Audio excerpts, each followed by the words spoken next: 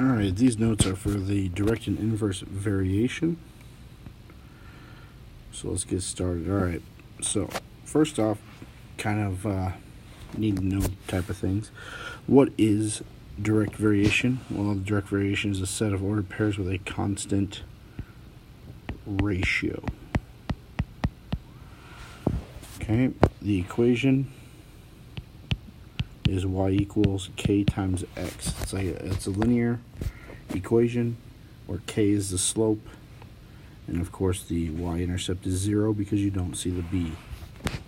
Some examples of what these equations look like could be y equals 2x, y equals negative 1/3 x, and it can also look like in standard form 2x plus 3y equals 0. Because if you solve for y, you will get the equation of y equals negative 2/3 x, and that fits the kx form. Now, with inverse variation is a set of ordered pairs with a constant product. So you were talking about multiplication here. Okay, the equation, despite having a constant product, is y equals k over x, where k is your constant of variation, which we'll talk about here in a minute. Okay, what these look like is y equals 13 over x, y equals negative 7 over x, and another form that you could have is x times y equals 8. Okay, because if you solve for y, you would get the form of 8 over x. Alright, so that's kind of a general rundown of what they are and what they look like equation-wise, so you can determine if you have a direct variation, inverse variation, or neither. Now, for all the calculations you're going to do, this part of your notes is going to be pretty important. Okay? So, how do you test for direct variation? Okay, so for direct variation, you're going to, for all ordered pairs, test y over x. Okay? So you're going to take every y value and divide it by every corresponding x value for it. And if you come out with the same number, it's direct variation. Okay? How do you find the k value? Well, the k value is also known as the constant of, let's try that again. Constant of variation.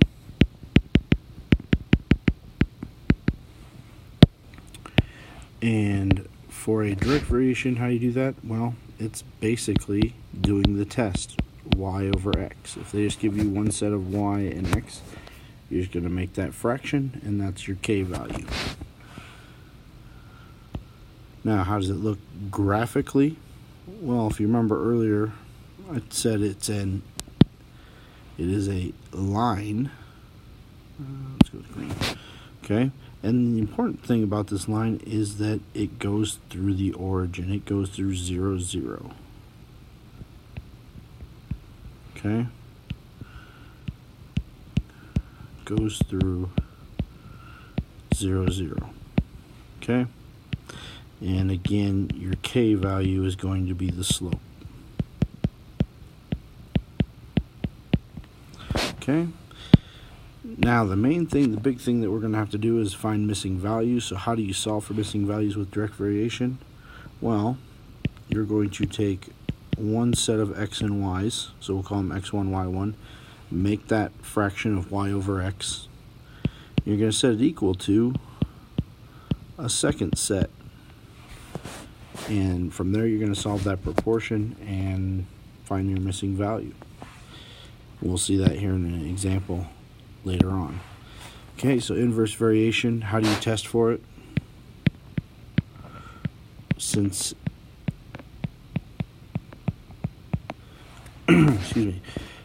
since it's a constant product, you're going to take all ordered pairs and test x times y. And if x times y gets the same value every single time, you'll have an inverse variation. So how do you find the constant of variation, k? Well, it's the same thing as the test, x times y. Okay, now what does this thing look like graphically? Let's try that again. Well, this is part of our new unit. Because our equation is rational, it is going to look like two curves in separate opposite quadrants, kind of kitty corner from each other. Okay, and this is called a hyperbola. So you should get that type of a graph for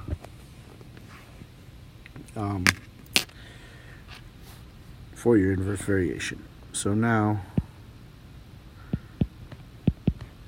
how do you find your k value from this? Is you just, I can't spell today. You just multiply your ordered pair. You just pick one out, multiply it together. Okay? And now how do you solve for a missing value? Well, you take how you test it. So you take one set of x and y and set equal to the other set being multiplied together. So there's the top part of the notes, and in my next video we'll go over the example. Alright, so let's put some of this in practice. So determine if you have a direct and that should be inverse variation. And so to check if it's a direct variation, if you look back at our notes, we have to test y over x and for inverse x times y. So if we go back to our problem here, first let's test direct variation. So we have to test y over x. So if we do that, we get 3 over 1 is 3. 1.5 over 2 is 0.75. Those numbers don't match, so we can't have a direct variation. Now for the inverse variation, we're doing x times y. So we have 1 times 3 is 3. We have 1.5 times 2 is 3. We have 3 times 1 is 3. And 4 times 0.75 is also 3.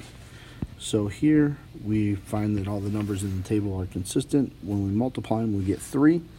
So therefore it is an inverse variation. And if we were to write this equation, this number that we get over and over, that's the k value.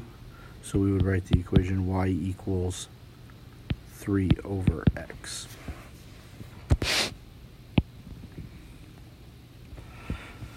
Okay, so go down to number 2.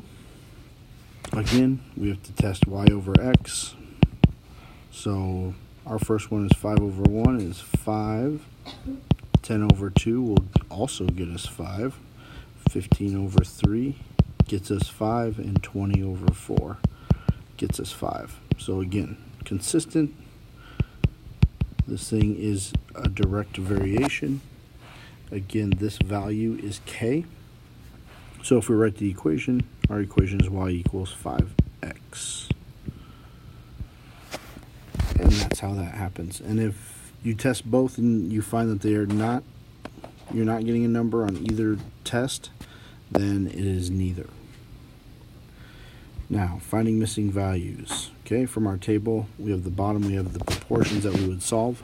The key to knowing which one to use is written right inside of the problem. They either say inversely or directly. And if you look at these, all of those have those keywords in there.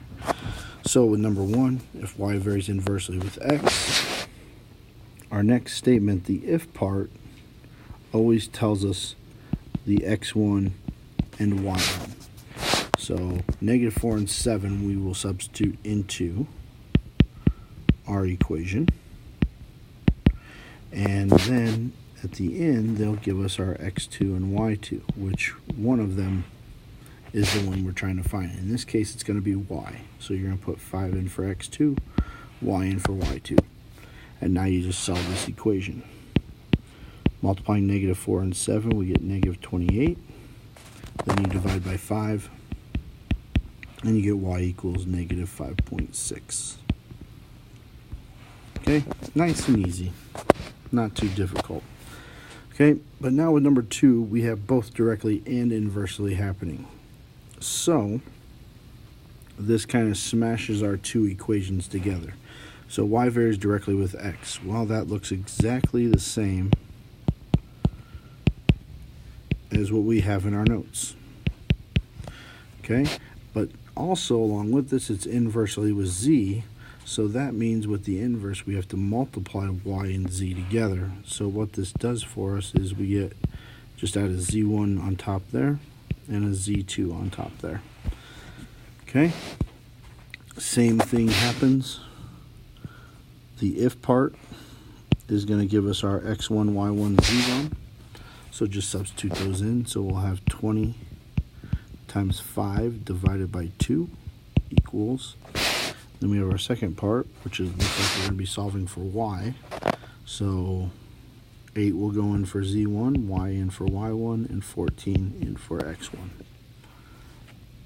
Now all you have to do is solve this equation. So 20 times 5 is 100, divided by 2 is 50. And then to solve this out, multiply by 14, and you get 700 equals 8y. Divide by 8, and you get, use my calculator here, 700 divided by 8, 87 and a half. Okay, it's a little bit more complicated, but not horrible, terrible. All right, then number 3, we got a word problem, but does it really change much? No. We find our varies inversely, so that means we have to do x1 times y1 equals x2 times y2. And again, our next sentence is going to give us our x1 and y1.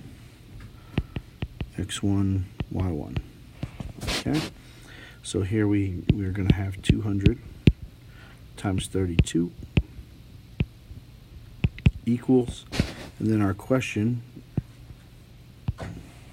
is, we don't know the volume, we know the pressure, so 40, and we'll call it V since it's volume that we're trying to find. So now multiply everything out.